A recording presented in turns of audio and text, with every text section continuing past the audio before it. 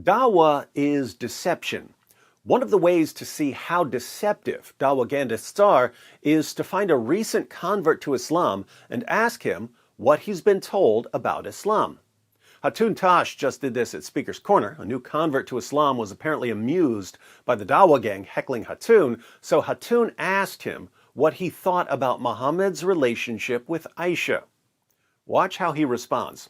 Yeah, but from what I heard, is that, so you're talking about AISHA, yeah? Like, basically, I heard, because I don't know, but honestly I don't know. So you are Muslim and you don't know? Yeah, but I don't know about the historical truth, necessarily, yeah? I don't think she's even mentioned in the Quran, yeah? But I heard that her age being that low, it only comes from one book, but there's like hundreds of other books that say that she's much older. I am sorry that you've been lied to. Did you catch that? He's heard that the story about AISHA being a little girl only comes from one book, but that there are hundreds of other books that say she was much older. I heard that her age being that low, it only comes from one book, but there's like hundreds of other books that say that she's much older. I am sorry that you've been lied to. Where, oh where, could he have possibly heard that? That's what the Dawagandists told him so that he wouldn't be concerned about Muhammad's relationship with AISHA.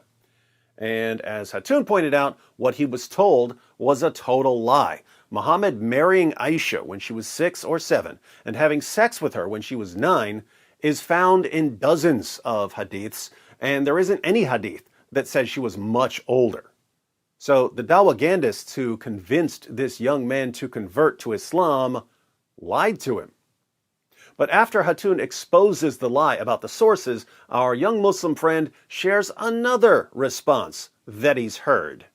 AISHA herself tells us she was 6 years old when she was given to Muhammad as a wife. Muhammad had sex with her when she was 9 years old. And your prophet had a sex with her. There's also people, there's people who say that she was lying. Sorry?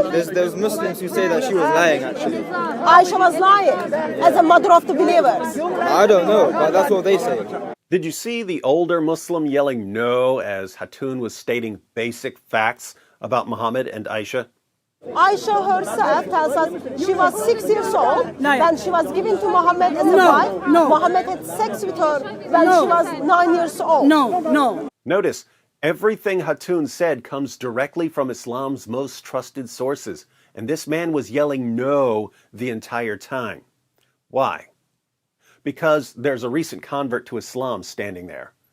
The recent convert to Islam doesn't know whom to believe. So if Hatun is saying one thing, but Muslims are calling her a liar, the recent convert to Islam won't know who's right and who's lying. But we know who's lying, don't we? Then we had the other response from the young Muslim, namely that AISHA may have been lying about her age. It's much more common for Dawagandists to say that AISHA just didn't know how old she was, and so she made a mistake. Then you have Shabir Ali, who claims that AISHA was deliberately exaggerating how young she was.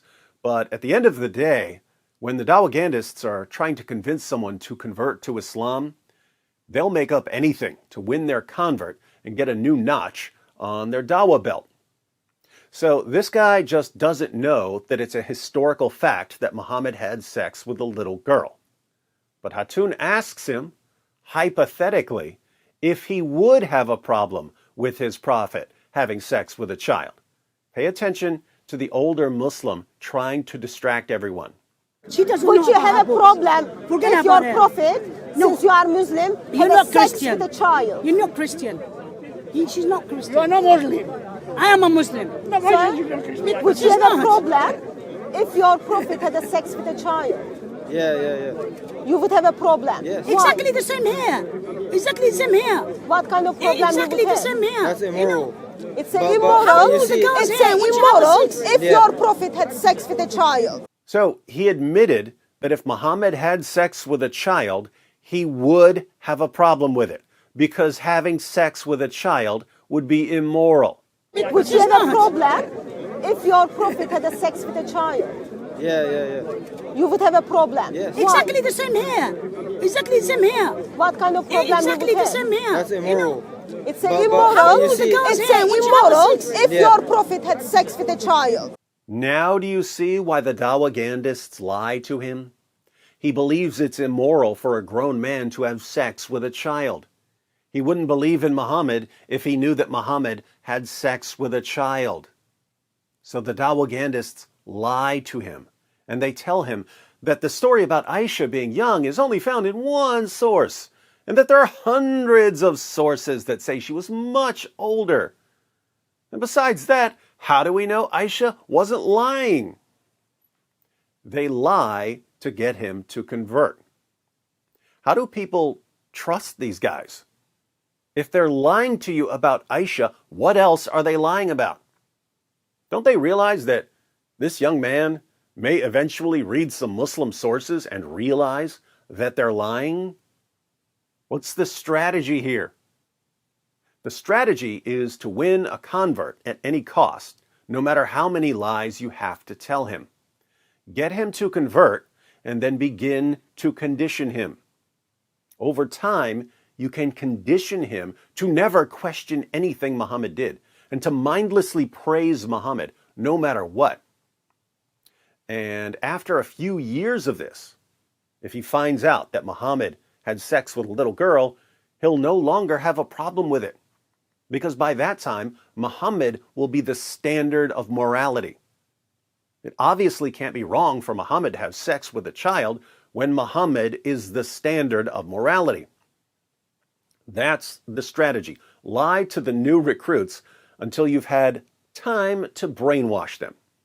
What the Dawagandists didn't count on was the young Muslim finding out the truth from Hatun before they've had a chance to brainwash him. They messed up. It's Cult Tactics 101 to keep a new convert away from all non-cult influences until you've had a chance to brainwash him. It seems like the avalanche of apostasy is making these guys desperate and sloppy.